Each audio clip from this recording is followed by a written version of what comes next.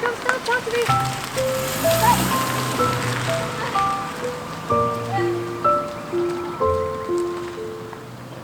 Hey, we've been getting along okay. Been a little lonesome. I'm out here looking for somebody to come by, maybe some friends. Oh, look, there's somebody. Hi.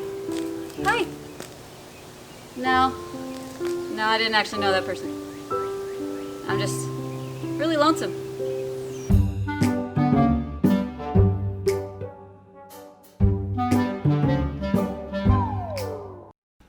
Hi, I am Amy Van Dyke. I am the lead curator of exhibitions, and I also curate the art collection for Museum of the Bible, which is where we are today. We're on the history floor in Washington, D.C. at the Museum of the Bible, and I get to show you one of my favorite items in the collection. And it's always missed a little bit because we jump right past things like the beautiful illuminated manuscripts, and we go right into Gutenberg, and we go right into some of the later translations. But one of my favorite things to talk about is the pictures in these printed books. The text is fascinating, the text is amazing, but let's look at how some of these artists actually created the pictures that illustrate the words, the pictures that help people really understand what they're looking at. And that's where woodblock printing comes in. So here we're going to show you some wood blocks from the artist Antonio Tempesta, who illustrated the first printing of the Gospels in Arabic. What's fascinating about this is not just that we have the entire set of wood blocks, there are 76 of them, but we also have the book that they were used to print in. This book, the Gospels in Arabic, was from 1590 to 1591, that's the one that we have here in the collection, and it was actually printed by the Medici family of Florence. The Medici family was kind of like the Rockefellers of Florence at the time. During the height of the Renaissance, this is the 16th century, they were incredibly wealthy and a patron of the arts. And they, in fact, their entire collection became the Uffizi Gallery in Florence right now that you can go and look at. But the Medici family decided that they wanted to create a printing press of their own, that they could create Bibles and other books that could be sent off to the East, to the Orient. So they called this the Oriental Press.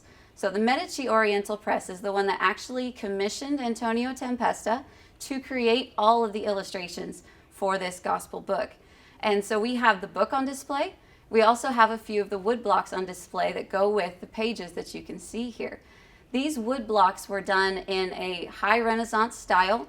They have very flowing drapery and high emotion. You can see that Tempesta's drawing style really did translate nicely into the woodblock printing style.